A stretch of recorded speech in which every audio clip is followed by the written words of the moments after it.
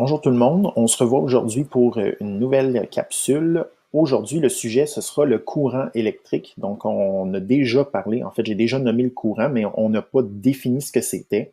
On n'a pas non plus aussi parlé des types de courant électrique qui existaient.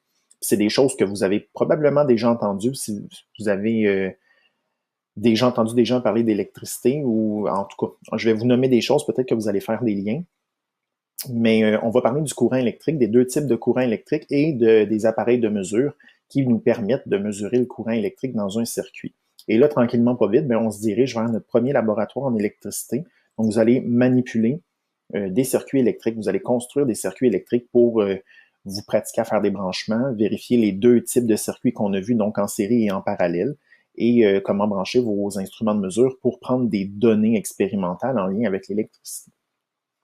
Donc, on y va. On dit que le premier type de courant, c'est le courant continu. Donc, dans le paragraphe, on dit le courant continu est un courant qui se déplace continuellement par convention de la borne positive à la borne négative. Donc, le courant, pour nous, cette année, va toujours aller du plus vers le moins. C'est pour ça que quand je dessinais les exemples de circuits juste avant, je prenais le temps d'écrire plus et moins à la borne positive, borne négative, parce qu'on va pouvoir comprendre maintenant le courant va dans quel sens dans le circuit. Donc, il part toujours du plus et il s'en va vers le moins. Donc, ça, on nomme ça le courant conventionnel. On dit que c'est celui qu'on utilise dans les schémas électriques. Mais, puis là, juste avant que je vous explique, on prend le temps de réfléchir. L'électricité, on a défini que c'était le déplacement des électrons. Donc, c'est les électrons qui se déplacent d'un atome à un autre, les électrons qui sont sur la dernière couche, donc de valence, qui vont être arrachés, puis qui vont se promener d'un atome à un autre. Un électron, je vous pose la question, est-ce que c'est positif ou négatif? Un électron, c'est négatif. Donc, techniquement, la particule négative, qui est l'électron, est-ce qu'elle devrait être attirée par le plus ou repoussée par le plus? Si la particule est négative, donc l'électron est négatif, il devrait y avoir une attraction avec le plus. Donc là, si on fait un petit lien avec ce qu'on a fait, là, donc j'ai un circuit électrique et par exemple, si ici j'ai ma résistance, donc ici c'est le plus et ici c'est le moins. Donc mon électron, conventionnellement, il s'en va dans ce sens-là et il revient ici. Donc ça, c'est le chemin. Je vais me faire des flèches. Ça, c'est le chemin de l'électron. Donc, il va du plus vers le moins. Mais l'électron ne devrait pas être attiré vers le moins, selon ce qui est dessiné ici. Parce que ça ne marche pas avec ce qu'on a vu, là. Donc, on a dit que si une charge négative s'approchait d'un négatif, il allait avoir une répulsion. Donc, ça allait se repousser. Donc là, il y a une petite confusion là-dedans. Et là, c'est là que le courant réel va rentrer en ligne de compte. Donc, c'est écrit dans le paragraphe si on continue, mais comme nous le savons, les électrons sont de charge négative. Ils se déplacent donc en réalité de la borne négative à la borne positive. Donc là, je ne veux pas mélanger personne. Il y a, dans le courant qu'on a vu, il y a le courant conventionnel et il y a le courant réel. Nous, là, cette année, s'il y a une chose que je veux que vous reteniez, c'est le courant conventionnel, celui avec lequel on va travailler. Donc, de la borne positive à la borne négative, courant conventionnel, c'est celui qu'on utilise toujours dans les schémas électriques. Ça, c'est l'important pour nous cette année. Vous mettez des étoiles, des petits cœurs.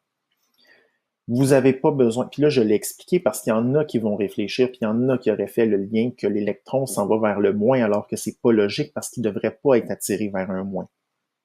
Donc ça, vous avez raison, et c'est pour ça que l'électron, techniquement, il va dans l'autre sens. Mais pour cette année, on considère qu'il va du plus vers le moins, et c'est ça que je veux que vous reteniez. Donc là, j'espère que j'ai pas mélangé personne. Ce qui est en jaune, c'est ce que tu retiens, puis ce qui est en dessous, pas besoin de retenir ça, mais c'était l'explication si jamais tu te posais la question, pourquoi est-ce que l'électron s'en va vers le négatif? Bon. Et là, on va faire un exemple du courant continu parce que le courant continu, les électrons s'en vont à la queue leu, toujours dans le même sens, d'un côté jusqu'à l'autre, donc du plus vers le moins. Donc, mettons qu'on se dessine un fil électrique. Donc, j'ai deux barres parallèles qui est mon fil électrique. Donc, je vais me faire des boules. Je peux peut-être m'en faire une quatrième. Donc, ça, c'est mes électrons. Je vais mettre un moins devant. Donc, je symbolise mes électrons comme étant des billes. Donc, ce qu'il faut comprendre, c'est que les électrons, si ici c'est le positif et ici c'est le négatif, les électrons vont aller dans ce sens-là, donc du plus vers le moins. Donc, l'électron va toujours aller dans ce sens-là. Ça, c'est le courant continu. Si on continue puis on regarde le deuxième type de courant, on dit que c'est le courant alternatif. Donc, le courant alternatif, on dit que les bornes de la source vont alterner. Donc, ce que ça veut dire, c'est que pour une fraction de seconde, il va y avoir une borne positive et une borne négative, et la fraction de seconde suivante, ben, le plus puis le moins, ils vont s'échanger à la source de courant. Donc, ce que l'électron va faire, c'est que là, à un moment donné, il va être attiré, il va être repoussé. Attiré, repoussé. Attiré, repoussé. Donc là, vous comprendrez que le mouvement de l'électron, il ne sera pas identique à ce qu'on a vu précédemment. Donc, si on remplit ici les notes, on dirait le courant alternatif est un courant dont les bornes de la source alternent. L'électricité fabriquée dans les centrales hydroélectriques en est un bon exemple. Les électrons font un mouvement de va-et-vient ou d'aller-retour. Donc, on dit un courant alternatif de 60 Hz. Hertz, c'est l'unité de mesure, c'est la fréquence. Donc, ça veut dire qu'il fait 60 allers-retours en une seconde, notre électron. Donc, si on aurait 120 Hz, il ferait 120 allers-retours en une seconde, notre électron. Donc, on dit que c'est le courant électrique qui sort des prises murales. Donc, si on se fait la représentation, on est encore dans un fil électrique. Et là, je ne mettrai pas un plus et un moins de chaque côté parce que là, les bornes vont interchanger. Okay? Donc, à chaque instant, là, il y a comme une inversion du plus et du moins. Mais par exemple, je vais me dessiner quand même mes électrons. Donc, je vais me faire mes boules et je vais marquer moins, moins, moins, moins à l'intérieur parce qu'on sait que les électrons sont négatifs. Et là, ce qu'il faut comprendre, c'est que il va aller d'un côté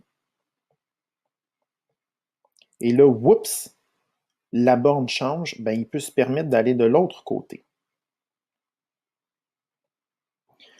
Donc, tous les électrons vont s'en aller d'un sens, puis le whoop, quand les bornes changent, tous les électrons s'en vont de l'autre sens. Donc, finalement, c'est comme s'ils font un peu du surplace, puis ils font un aller-retour comme ça dans le fil électrique. Ça, c'est le courant alternatif. Et là, ce que je vais vous demander d'écrire, donc, juste ici, à côté de courant continu, vous allez vous écrire un exemple de courant continu. Ah, c'est juste écrit ici. Je vais juste me prendre une autre couleur.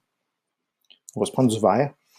Une pile est un exemple de courant continu. Donc, dans une pile, jusqu'à temps qu'elle soit complètement déchargée, elle va fournir continuellement de l'électricité dans le circuit. À partir du moment où, évidemment, s'il y a un interrupteur, il faut que l'interrupteur soit fermé. Et les prises de courant mural, donc les prises murales, fournissent du courant alternatif. Donc, dans nos maisons, à chaque fois qu'on branche un appareil électrique, donc, il est alimenté par un courant qui est alternatif. Les piles, les batteries, c'est un courant qui est continu. Donc ça, il faut faire ce lien-là parce que ça peut être questionné dans une évaluation. Qu'est-ce qui est une composante électrique qui va alimenter le circuit en courant alternatif ou en courant continu? Puis dernière chose que je peux vous faire comme lien, vous connaissez peut-être le groupe AC/DC, donc c'est un groupe de rock. Ben, leur nom vient justement des types de courants électriques. Donc là, je vais faire ça vraiment rapidement. Donc AC/DC, là, ils font une espèce d'éclair entre les deux, eux autres. Là. C'est parce que c'est en lien avec l'électricité. Donc là, attention, je vais sortir mon anglais. Alternative current, puis direct current. Donc, courant alternatif, courant continu. Donc, c'est pour ça ici que courant continu, ben, on a DC. Et courant alternatif, on a AC. Donc, ça, c'est le lien avec, si on veut, la culture musicale. Donc, on peut faire un lien avec ça. C'est de là que le nom du groupe vient. Et je vais terminer cette capsule-là avec le courant en définissant un peu qu'est-ce que c'est. Mais là, on en a parlé, des types de courant. Donc, c'est un électron qui se déplace. Donc, on va remplir ce texte-là et je vais vous faire un petit exemple après ça de circuit électrique avec la photo que vous avez là. Donc, on dit que c'est la définition, c'est la quantité de charge négative, donc ce sont les électrons, qui circulent en un point du circuit en une seconde. Donc, l'intensité du courant, si elle augmente, ça veut dire que si je prends un point dans le circuit et je calcule le nombre d'électrons qui passent à ce point-là en une seconde, ça va me donner l'intensité du courant. Plus l'intensité du courant est élevée, plus j'ai d'électrons qui passent. Moins il y a d'électrons qui circulent, moins qu'il y a d'électrons qui circulent, moins l'intensité du courant va être grande. Donc, on dit que l'intensité du courant peut être comparée à la vitesse des électrons. Donc, on dit le sens conventionnel du courant, puis là, ici, mettez-vous ça en fluo, toujours du plus vers le moins, puis là, ici, on pourrait se mettre en fluo, que ça correspond à la vitesse des électrons. Son unité de mesure est l'ampère. Vous avez peut-être déjà entendu parler de ça. Donc, l'ampère, l'ampérage, c'est en lien avec l'intensité du courant. L'unité de mesure de l'ampère, c'est un A majuscule. Quand on va écrire une valeur d'intensité du courant, il va falloir associer les unités en ampères, A majuscule. L'appareil qui sert à mesurer le courant électrique est l'ampèremètre. Donc, on dit pour brancher l'ampèremètre, puis ça va falloir que vous l'appreniez en classe, non? Pour brancher correctement l'ampèremètre, il faut le placer devant ou à la suite d'une composante pour laquelle on veut trouver l'intensité du courant. Donc, on dit que l'ampèremètre doit être branché en série. Donc là, ici, je vais vous mettre du fluo, placé devant ou à la suite d'une composante, donc ça veut dire qu'il soit branché en série. Et là, si on va regarder les schémas qui sont en dessous, donc ce qui est en bleu ici, c'est la source de courant, c'est ce que j'ai symbolisé ici par le plus et le moins. Donc, par convention, quand le fil est rouge, ça veut dire que ça part de la borne positive. Donc, ici, j'aurai le positif et ici, j'aurai le négatif sur ma source de courant. La boîte noire ici, ça, c'est l'ampèremètre. Et l'ampèremètre, la façon dont on le dessine, c'est un A encerclé. Et là, ben, après le cercle, on va venir mettre les deux brins du circuit qui vont venir se connecter. Et la résistance qui est là, R1, ben R1, c'est ce qui est sur la petite plaquette de bois. Et ça, je vous en montrerai en classe. Donc, ce que l'ampèremètre va faire, c'est qu'il va mesurer, de la façon dont c'est placé là, il va mesurer quoi? Bien, dans ce cas-ci, il va mesurer deux choses. Il va mesurer l'intensité du courant qui sort de la source de courant, mais il va aussi mesurer l'intensité du courant qui entre dans la résistance R1. Donc, parce qu'il est placé avant R1, mais après la source, mais il mesure l'intensité du courant. Ça aurait été aussi bien de le placer ici. Donc là, si je le dessine là, l'ampèremètre, il aurait mesuré la même chose. Donc, dans ce circuit-là qui est simple, parce qu'il y a juste une composante, c'est un circuit en série. Donc, l'ampèremètre, j'aurais pu le placer de l'autre côté et il aurait mesuré la même valeur parce qu'il est placé avant la source, mais après la résistance R1. Donc, il est branché à l'intérieur du circuit. C'est ça qu'il faut se rappeler. Donc là, si j'efface ça ici, donc c'est écrit ici A pour ami. Donc l'ampèremètre, c'est un ami. On le prend par la main. Il faut l'intégrer dans le circuit électrique pour y faire une place, comme si c'était une composante, comme si c'était une résistance ou une ampoule. Il faut l'intégrer dans le circuit. Donc on dit, vous devez ouvrir votre circuit pour bien le placer, le plus vers le positif de la source et le moins vers le négatif de la source. Donc il faut l'intégrer dans le circuit, il faut qu'il fasse partie de la boucle. Donc c'est pour ça que quand on regarde le circuit en réalité, donc on part ici du positif, on rentre dans l'ampèremètre, puis là, whoop, on revient dans le négatif. Et ça termine, si on veut, le cours sur l'intensité du courant. Donc là, c'est la première des trois variables qu'on va voir en électricité concernant la loi d'Ohm, qu'on va parler plus tard. Donc, l'intensité, c'en est une première. Il va nous rester à voir la tension et il va nous rester à voir la résistance. Puis ensuite, on va faire un lien entre ces trois variables-là. Donc là-dessus, je vous souhaite une belle journée, puis on se revoit dans une prochaine capsule. Bye!